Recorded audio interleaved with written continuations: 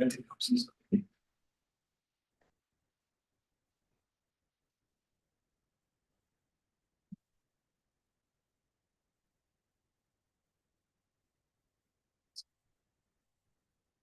you're ready. You did the recording. Oh, you're not.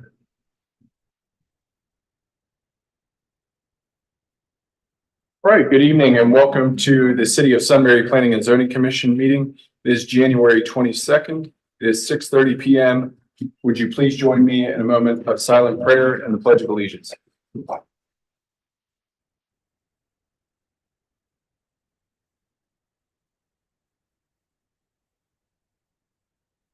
Amen.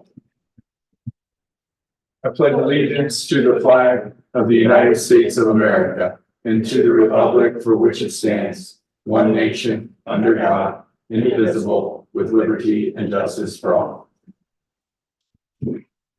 Okay. We want to do roll call first and then oaths. Let's do roll call. Mayor St. John, Here. Mr. Gokenhour, absent. Mrs. Miller, Here. Mr. Grumney, Here. Ms. Crawford, Here. Mr. Stotterman. Here. All right, we have 5 present, 1 absent.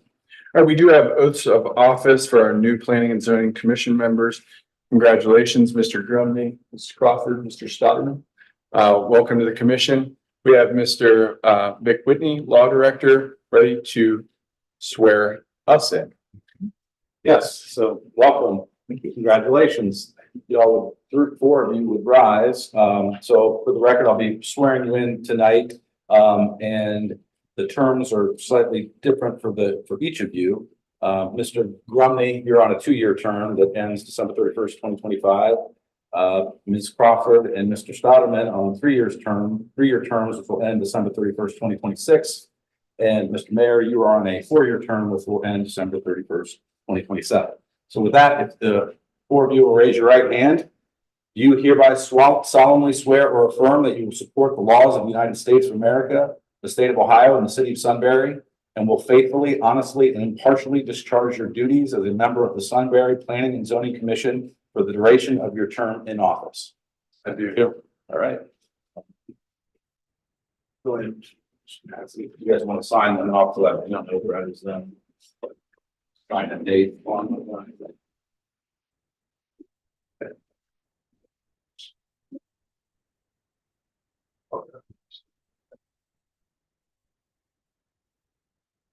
Sure.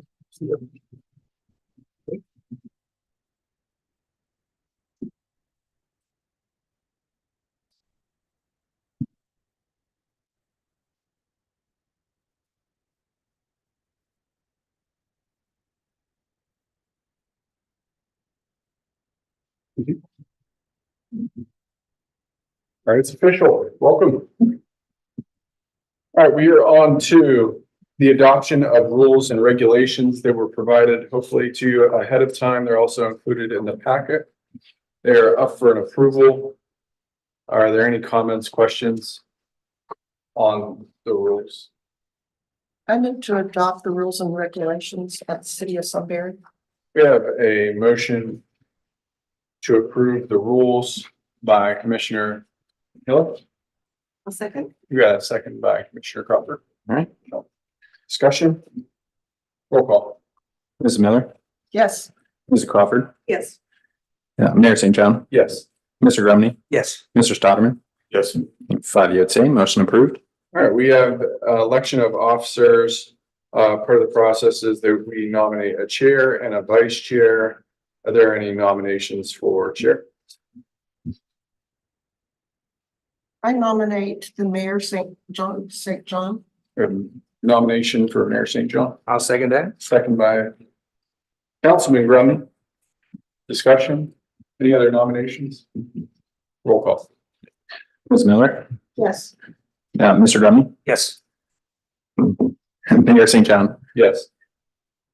Mrs. Crawford, Yes. Mr. Stotterman. Yes. 5 yeas, motion approved. All right. And nomination for vice chair. Are there any nominations? I'll nominate Ms. Miller. We got a nomination to nominate Mrs. Miller, I'll second. second by Mrs. Crawford. Discussion? Roll call. Mr. Grumney, Yes. Ms. Crawford, Yes. Mr. Stotterman, Yes. Ms. Miller, Yes. Mayor St. John. Yes. 5 yeas, motion approved. Great, excellent. Congratulations, Mrs. Miller. All right, we do not have an informal presentation of Bluestone STP LLC Commercial on Sunbury Meadows and Peacock. We do have City Administrator Daryl Hennessy that's going to provide a little bit of background in this one. Yeah, we're going to invite Drew in, I think, as well, or is he still with us? Drew, you can unmute yourself and come online if you're here still. Yeah, can we? I am here. Can you see me? All right. So if I could, thank you, Drew. So if I could, just want to note a couple of late breaking items regarding the informal presentation this evening. So this informal, the address for this is the Sunbury Meadows, Peacock Drive, Route 3. There's a commercial development, a small strip of land there that allows for some commercial development. This evening, we're going to ask the commission to table the informal. As I had indicated, there are a couple of late breaking developments and they are as follows. One is we are first trying to confirm the underlying zoning on the site itself.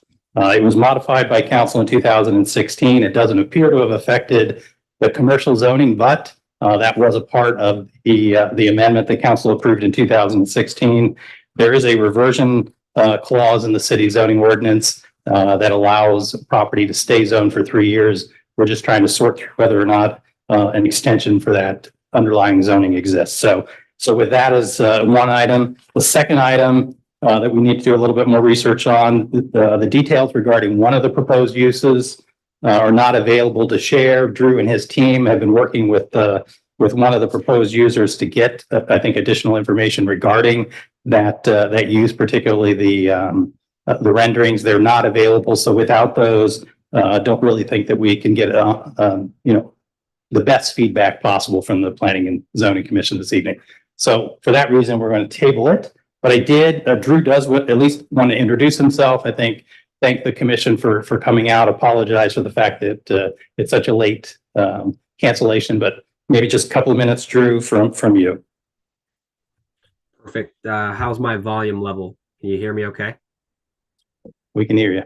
Yep. Great. And thank you, Daryl. So once again, Drew Zazowski with Bluestone Single Tenant Properties. Nice to meet everybody and congrats on the new positions on the Planning Commission. I was actually planning to attend in person, but unfortunately I have COVID, so I'm sure you're thankful that I'm not there with you. But I did want to just quickly jump on, introduce myself. Bluestone is a small development firm. We've done approximately 150 ground up projects in the Midwest with a focus on single tenant commercial development. We purchased the 6-acre site that Daryl mentioned back in 2021. And we've been working on a plan for the better part of 2 years now, starting to get some good traction, some exciting tenants. And while I did have a presentation for you tonight, we've got to get our house in order a bit, as Daryl mentioned, on the underlying zoning, a little bit more information about the planned commercial development origins, get our hands on that original ordinance and get all that in order before we come before you. And I hope to be in front of you there in person in February. So with that, that's just wanted to say a quick hello. We'll table our informal presentation until February and look forward to working with you all. Thank you very much. Drew, as you're working towards something, I just wanted to provide a couple items of feedback, if that's okay. If we can clear up all the zoning items that are outstanding, I wanted to mention, I saw it was a note on your plan for detention, looking at water detention. Yeah, I think if you're going to subdivide or if you plan to develop these as single lots, single tenant sites, I'd really encourage you to take a look at not regional detention, but more or less the broader site. Look at a single detention area if possible. Anytime that we have to have multiple ponds in that small amount of space, I think it, number one, takes away from your ability to develop it as fully as you would want to. And also it's just more difficult to maintain those smaller detention areas. So I'm hoping we're on the same page there. We are. Thank you for that feedback. That's going to be an important part of the development, just from not just a functionality engineering perspective, but also a screening perspective. And when we come in front of you in February, we'd like to solicit some feedback on the types of buffers that you'd like to see along the perimeter of the property, in addition to detention location and any other aesthetics that you care to opine on. I appreciate that. The other thing I'd mention is, again, if we can get over top of the hurdles, I would encourage you as much as possible to push the buildings towards Route 3. I know in some cases where you have an in and out service like a Valvoline Oil Center or something, you need an ingress egress. But the more that you can push it, I guess, west, the better ability you're going to have to be able to buffer on the east. Yeah, we're in agreement there. I think our tenants would love to have better visibility to Route 3 to begin with. So we agree. Great. Thank you very much. Thank you. Thanks for being here despite COVID. No problem. See you in February. All right, sounds good. Take care. Okay. All right, we're on to the visitor section. Out of the 30 or 40 people, could we get a single representative to speak on behalf of all of you? All right, no visitors wish to come and speak with the commission this evening. All right, we do have an item on the agenda that is slightly challenging to address, but we're going to do it anyways. We have a motion to approve the minutes from the December 18th, 2023 meeting. The reason it's a little bit challenging is we need a quorum to approve. We don't have a quorum that was in attendance that night. So what I'm going to do is take some executive privilege, motion to approve the minutes, and I'm looking for a second. I will second, since I was at that meeting. We also didn't approve the November, but we might, and we'll have that same issue. So, yeah, I would, my advice would be to go, so there are members of you that were here both for December and November that could vote on this. You two. That's correct. I would secure both of your votes. And then in addition, Mayor, take your executive action to approve those minutes. All right, great. Yeah. And then I would also say my name's still misspelled. Oh, on the minutes. In the minutes. Got it. Even if we weren't here, if there's something in the minutes that needs addressed, can we bring that to attention? Yes, sir. Sure. Joe Gokenauer is mentioned in roll call, but also as being absent.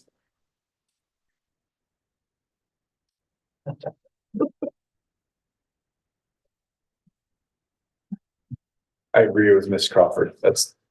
I will pass that on. It's really good. Yeah, yes. All right, so we'll be able to make that edit, and that's from the December meeting. Any other edits? All right, go ahead and let's get a roll call. Okay, Mayor St. John, Yes. Ms. Miller, Yes. Mr. Grumney, Abstain. Mrs. Crawford, Abstain. Mr. Stotterman. Abstain. All right, I'm gonna take the executive action to approve the minutes from December 18th. All right, and then we also had a meeting in November where we're looking for an approval of the minutes, and I'd like to make that motion. I will second that motion. Just second by Mrs. Miller. Mayor St. John. Discussion first. Any edits to the November meeting? In case you checked on the OneDrive for the 2023 November minutes as a prerequisite to being here tonight, which we expect you all to get. Roll call. Mayor St. John, Yes. Mrs. Miller, Yes. Mr. Grumney, Abstain. Mrs. Crawford, Abstain. Mr. Stotterman. Abstain. All right, I'd like to take executive action to approve the minutes from November 2023 meeting. All right, thank you very much. All right, we're on to the zoning report, and this is a comprehensive zoning report. Thank you very much. There's actually one for January and then the comprehensive. So we'll Okay. go through, the January one's very brief, but I was going to open it to questions at both at the end. So I'll go through that briefly and then we can go to the 2023 recap, if you will. Great, thank you. So not too much in January happened. Impact fees were updated in accordance to ordinance 2022-36. All the developers I work with on a regular basis, I send them an email telling them the updates off the get-go. So any kind of problems we have with that, we'll reach out to them and make sure it's corrected. Can I add a little bit of flavor there, just so this team understands about impact fees? Impact fees are fees that anytime a new development, whether it's industrial, commercial, or a single family home, they pay. Just so you wrap your mind around it, for single family development, it's about $3,000, $3,500. For like a single household. Yeah. It's, yes, without the sewer tap fee. Yeah, about Yeah. 3,000, right? About 3,000. That's divided amongst transportation, police, municipal facilities, and parks. Impact fees can be used for anything that's capital related and has to be in addition to. So for example, if we have a transportation impact fee, it goes into a fund. It can only be used to add additional capacity. So not like repaving roads, it has to be like adding a turn lane or adding a roundabout or something like that. For police, it's typically new equipment above and beyond what we have, like a police cruiser or additional equipment. For municipal facilities, it would be like an addition to, for example, we're creating new office space. And for parks, it could be a capital investment in parks. So equipment or purchase of land for parks. And this is something that city council authorized. There's a full 1.5 year study done. We implemented it at the beginning of last year, but due to the increase in the amount of fees and understanding that this was going to be a big hit on the development community, we elected to phase them in. So we had a 50%, I think at the beginning of the year. In the middle of the year, we went to 75%. And then at the beginning of January of this year, I went to the full 100% of the total fee. So thanks for updating that. And then are there any questions on impact fees or what they can be used for? Just this past year, they generated over $500,000 of new revenue for the city that can be used on those capital items. And there's no expiration on those funds, correct? Those There is an funds- expiration, there is, actually. Yeah, they have to be used within, I think, 7 years of receipt. Okay. And we're working with our finance teams, Dana in particular, on. There should be a really close nexus between when you receive funds and when you expend funds.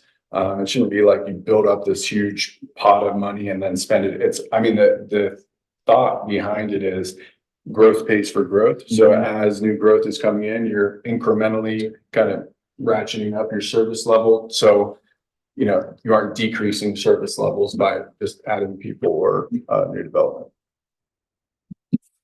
Vic, is that a fair way to explain it? That is more than a fair way to. All right.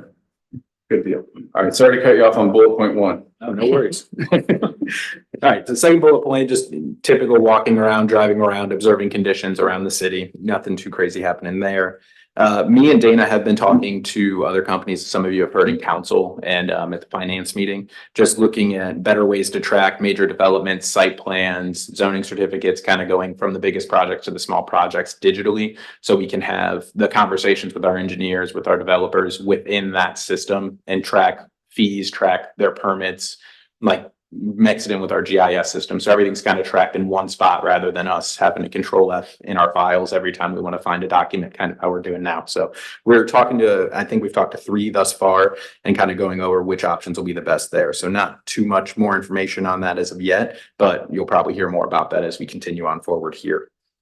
We have talked to a developer about the previously approved Kittner Crossing. So again, no major developments, but that is in talks at the moment, and you'll probably see them, I would guess, here shortly in the next couple, maybe few meetings. And then we did see, I don't know if you all have seen, maybe not newer folk, but the Sunbury Parkway plan. There is a link available online to see that and leave comments if you would like. If you haven't seen that yet, feel free to email me and I can get you the link so you can go on there and take a look. And then we didn't have any zoning violation warnings this month either. For zoning certificates, we had 5 thus far, 6 occupancy permits, and then 1 other permit for a fence. Just so new people know, zoning certificate is typically issued right before they start building. So once a house wants to go up, they'll come reach out to me for a zoning certificate. That's also when they'll pay those impact fees for the individual house as well as a sewer capacity fee. So that is just the amount of buildings or houses, in this case, they're all new builds that are going to go up here soon. And then the occupancy permits is typically when the house is finished, they reach back out to me. All inspections are done at that point. If they've gotten their inspections done through the county will issue them an occupancy certificate. They'll bring that to me, and then we issue one for the city as well. So that is houses that are able to be moved into at this point as well, is how many, we did 6 of those. And then other permits, somebody just wanted a fence. Typically you'll see fences and signs in there the most, occasionally demolition.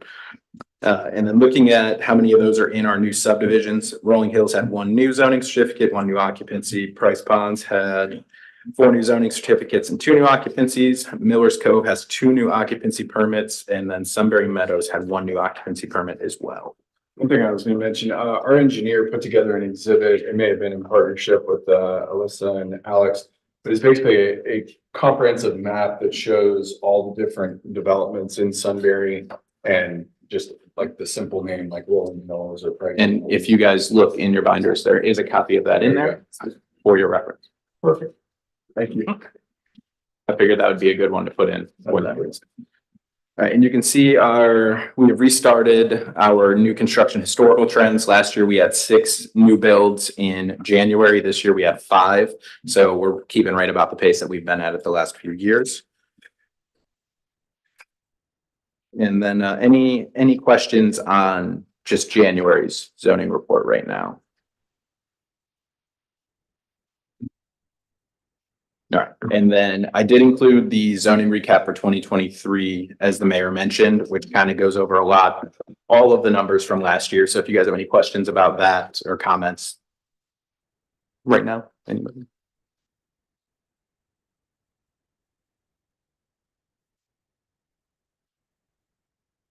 One question, and I'm sure this is easily explained. So new builds are 155 Yes. and zoning certificates are 244. And those are, why is there such a difference between if the zoning certificates are for new builds? Look, that is a good question. So zoning certificates aren't just for new builds. Those are going to be for additions. If someone wants to put a garage on, they want to put a window in, those also apply to that as Gotcha. well. So it can be any number of things, which shows the difference. And we just started, so you guys, so you know as well, we just started doing zoning certificates in 2022. So that is why before that we were doing all our building permits. So this is looking at, this number increase is looking specifically at what projects would have gotten zoning certificates in 2022 as well. So it's trying to compare the best we can to what we had since the year was split between building permits and zoning certificates. Does that include things like fences, pools, decks? That does not include those. So I just used the numbers for what I would issue a zoning certificate for. So those I would not, but if it was an addition to a house, if you remodeled your garage, those were included in that number. So the fences and signs would be included in the 65 in the bottom right corner. Pools would be included in the zoning certificate though. Thank you. Yep.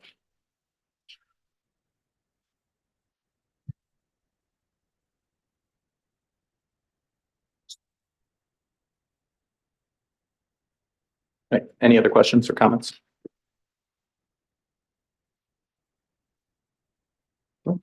Thank you. Good update. Thank you, Alex. Alyssa, did you help with that? No, just the formatting. Thank you. It's always the team effort. Good job. All right, we are on to discussion new business. Mr. Stotterman, do you have anything new for the commission? Nothing new. All right, Mrs. Crawford. Nothing. All right, Mrs. Miller. Nothing at this time. I know. Come on. It's gonna be a dry well. Sounds good. I just wanted to mention, please come to the State of the City. That will be next Tuesday evening. Hopefully, we'll be in attendance. We'll definitely hit on some planning and zoning commission topics. And also tomorrow night, the Intel on Intel event with Betsy Goldstein. Wednesday. Excuse me, Wednesday, co-hosted with the Chamber of Commerce and the City of Sunbury. It's gonna be great. Thank you. All right, next meeting is February 26th, 2024. Can I have a motion to adjourn?